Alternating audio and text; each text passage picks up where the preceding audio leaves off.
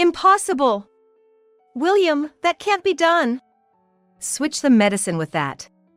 I only heard a whisper, but it was unmistakably William's voice. I'm sorry, Linda. Actually. The next day, Mary confessed something to me. I was shocked and at the same time, resolved. I must protect Mary at all costs. And William, I will never forgive you. My name is Linda. A 55-year-old housewife. Recently, my only son John got married, and I felt at ease. My husband William and I are the same age. Guess we need to start thinking about our retirement, huh? We would laugh about it. John used to live alone in an apartment about a 5-minute drive from our house. It was a studio apartment. So, after getting married, the newlyweds moved to a bigger apartment.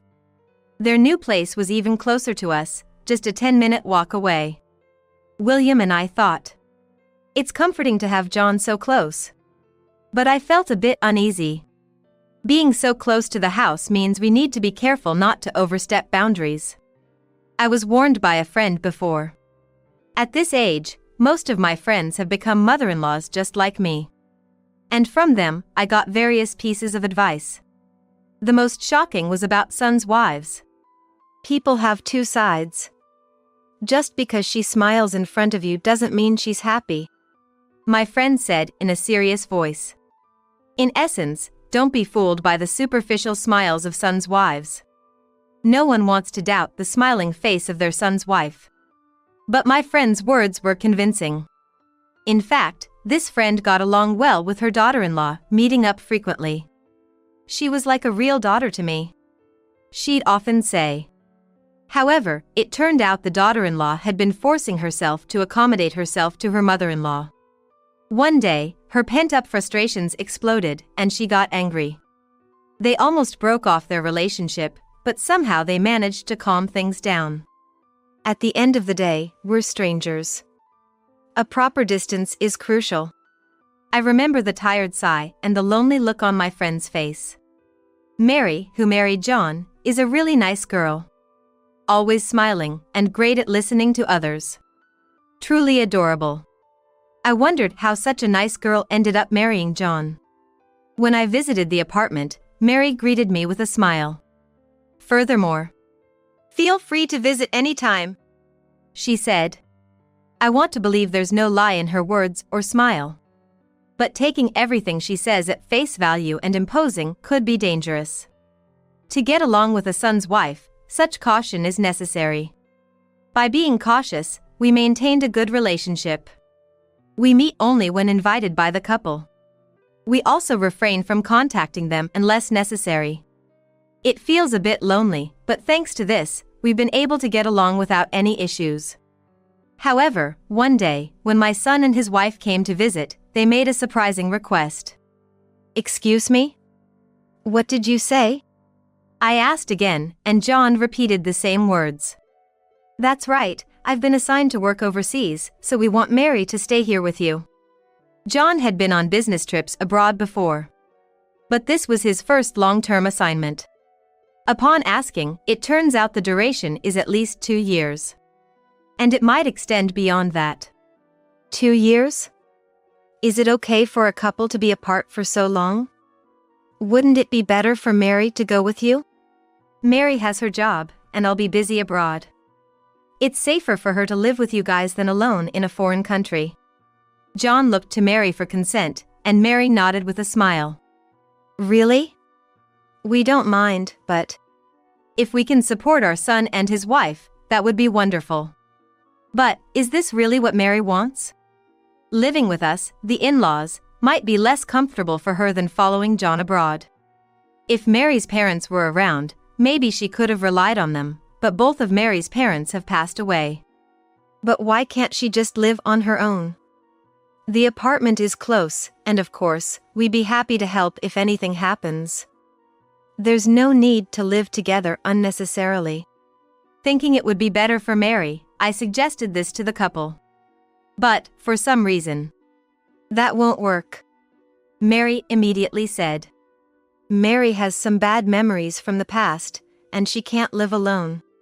Mary nodded. Is that so? I'm sorry for not knowing. No, it's fine. Then, living together might be the only option. At that moment, William, who had been silently observing, said, "If that's the case, she should stay with us. There's no need to hesitate. Mary is our daughter now." William smiled at the couple. "Besides," he added, "I often come home late from work. It'd be better for Linda to have Mary around than to be alone." True, William doesn't start work early, but he often comes home late. It's reassuring not to be alone at such times. Yes, if Mary is okay with it, let's live together happily. Indeed, there are benefits to living together. Not only drawbacks. And unlike me, a housewife, Mary has a job. We won't always be together. Maybe we could make it work. Thank you. I'm looking forward to it. Us too. And so, Mary began living with us. I was nervous about living together, but Mary was indeed a good person. Linda, good morning. Would you like to join me for breakfast? When I woke up, there were delicious-looking scrambled eggs, sausages, and soup on the table. Oh, thank you. I'm so happy to have someone cook for me, it's never happened before. But, it must have been a lot of work. No, I was making some for myself anyway. I hope it's good. Let's eat. Yes, it's delicious. I'm glad. Mary has a job, so I did most of the housework. But Mary never dumped everything on me. Instead, she actively helped with the chores. John really has an eye for people.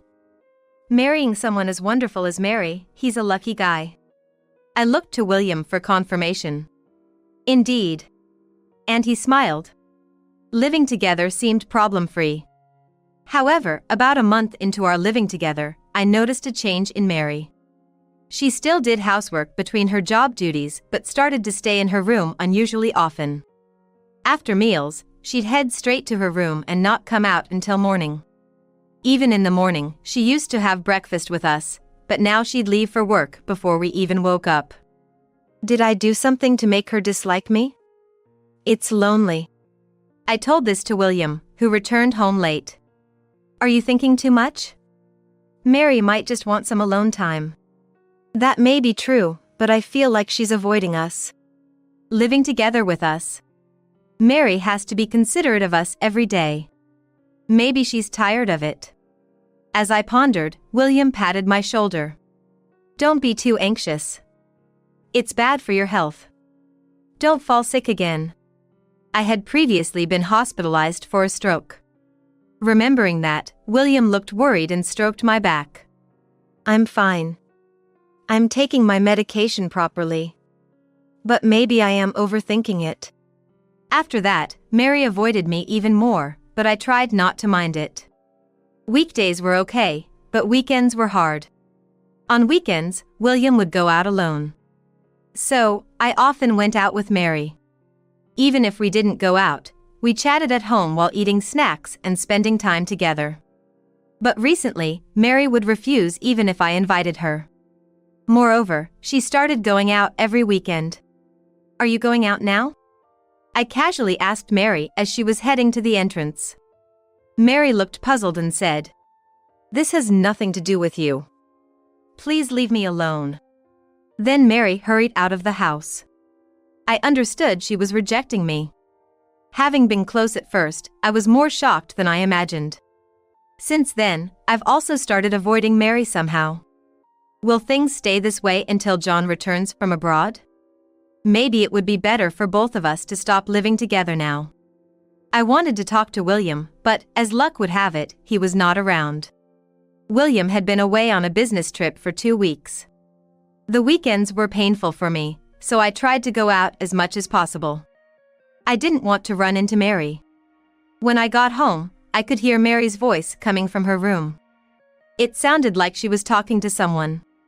Since Mary wouldn't invite guests over without telling me, she must be on the phone. I'm home. I called out and approached her room. As I was about to quietly open the door, I realized Mary was on a call. She was indeed on the phone.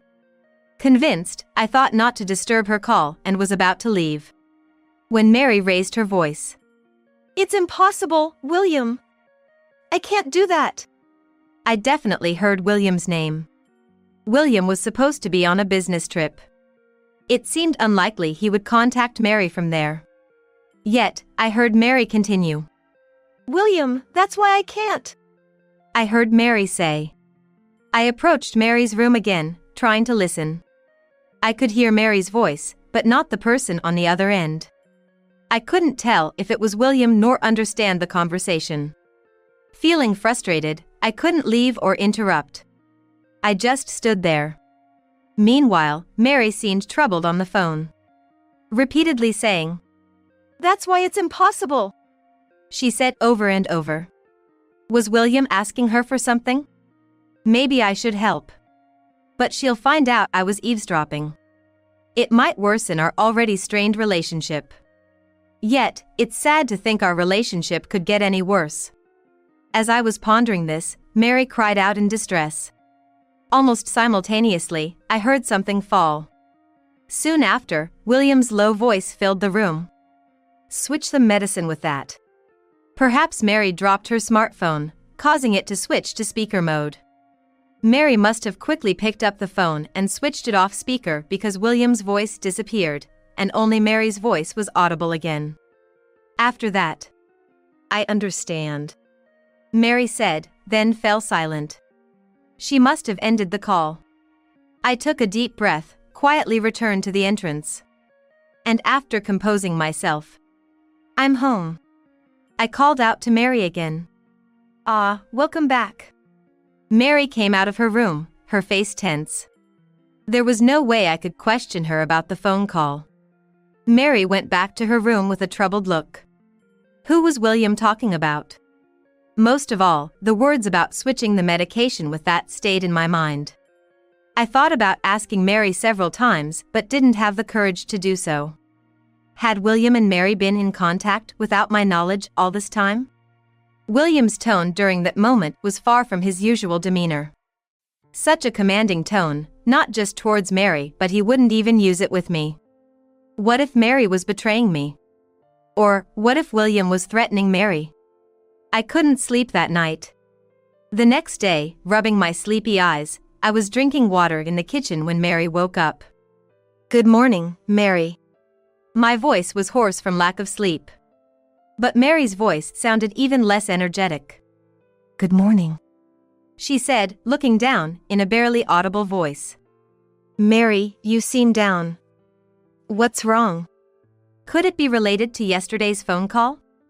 Concerned, I looked at Mary and was shocked. Mary's eyes were swollen. Her cheeks were wet with tears, and tears were still overflowing from her eyes. Mary, what's wrong? Are you okay? Instinctively grabbing her hand, Mary grasped mine back. I'm sorry, Linda. Actually. Mary then explained something to me while crying. It was unbelievably shocking. I didn't know how to react after hearing everything. Stunned by Mary's sudden confession, my mind went blank. Mary cried in front of me again. I'm sorry. Linda, I'm sorry. Mary kept apologizing. I hugged Mary. What are you talking about? It's all William's fault, not yours. I tried to soothe her, but Mary's tears wouldn't stop. Hoping to calm her down, I gently stroked her back. I'm sorry, it's my fault for keeping silent. It's not your fault. Everyone has things they can't share. Besides, if John is okay with it, then neither William nor I should interfere in a couple's matters. Saying this out loud helped her cool down gradually. And then, anger towards William started to rise. How many years has it been since William and I got married? We've had our fights and even discussed separation. But, I had always intended to spend the rest of my life with William. Never did I imagine he would be plotting such things behind my back. After a while, when Mary seemed to have calmed down, we decided to discuss what to do next. First, we should contact John before William returns from his business trip. For Mary, she thought, I don't want to interfere with his work. But that's not right. He would consider you more important than his job. How would John feel if he found out you've been struggling like this? After hearing this, Mary silently agreed. We tried contacting John, but couldn't reach him. Maybe he was busy with work or asleep. We decided to leave a message summarizing the situation and asking him to call us when he has time. 2 days later, William returned from his business trip. I'm exhausted," he repeated, handing me his bag and jacket. I took them, saying, "Welcome back," without really meaning it. Entering the living room, William looked around. "What's wrong?" I asked, and William replied, "Just wondering where Mary is." Scanning the room again. "Oh, I sent her out for some shopping." "Did you need her for something?" I said with a forced smile, and William replied, "No, not really," averting his gaze. While William showered, I prepared the documents on the table. The thought of showing them to William filled me with mixed emotions. After decades of marriage, I never wanted to use such papers. But knowing the truth, I could no longer envision a future with him. William came out of the shower, looking satisfied, and sat down with a towel around his neck. Normally, he would finish off a beer already set out for him. But noticing the absence of beer, he squinted at me questioningly. "Hey, where's the beer?" "There's no beer today. Look at this instead," I urged, and William, looking at the papers on the table, was shocked. "What's this?" he said angrily, staring at the table. I clenched my fist and said, "These are divorce papers. Please, let's get divorced." "Huh?" William shifted his gaze from the divorce papers to me. "Divorce? Why?" I sensed more anger than confusion in William's voice and expression. "Why does someone like me have to be told by you to divorce?" I can almost hear him saying that. "It seems like you wanted a divorce, right?" William looked surprised. "No, I never, that." I couldn't help but laugh. "What's so funny?" "Because you're so flustered." "Oh right, you didn't want a divorce, you wanted to remarry." William remained silent, looking troubled. I know everything. Your affair with another woman, trying to make me take medication to be with her, and what I can't forgive the most is that you threatened Mary." William turned pale and started to sweat. With that face. "It's not true, that's not it." He kept repeating excuses. "Whatever you say is pointless. I heard everything from Mary." "Mary, that bastard." Mary had debts before getting married. It seems William found out when she was talking to John about it on the phone. The reason she couldn't live alone was because she wanted to use the rent money to repay the debt. Knowing she had no money, William must have thought he had the upper hand. He had Mary doing menial tasks behind my back. Mary, afraid of being thrown out, couldn't stand up to William. Apparently, Mary was keeping an eye on William every time she had a day off to break free from him. That's when she witnessed William cheating. When she confronted him, "Linda will be the one who's sad," he brazenly responded. And then, brazenly, since it was out in the open, William ordered Mary to switch my medication. "So, you thought of getting rid of me because I was in your way?" Yes, shockingly, the person William was talking about over the phone was me. Having had a stroke before, there's a medication I must take daily. Without it, I'm prone to blood clots, and unluckily, it could be fatal. William was planning to swap my medication with something else. Of all things, to swap it with a vitamin pill, huh? For most people, it's just a supplement, but for me, it's poison.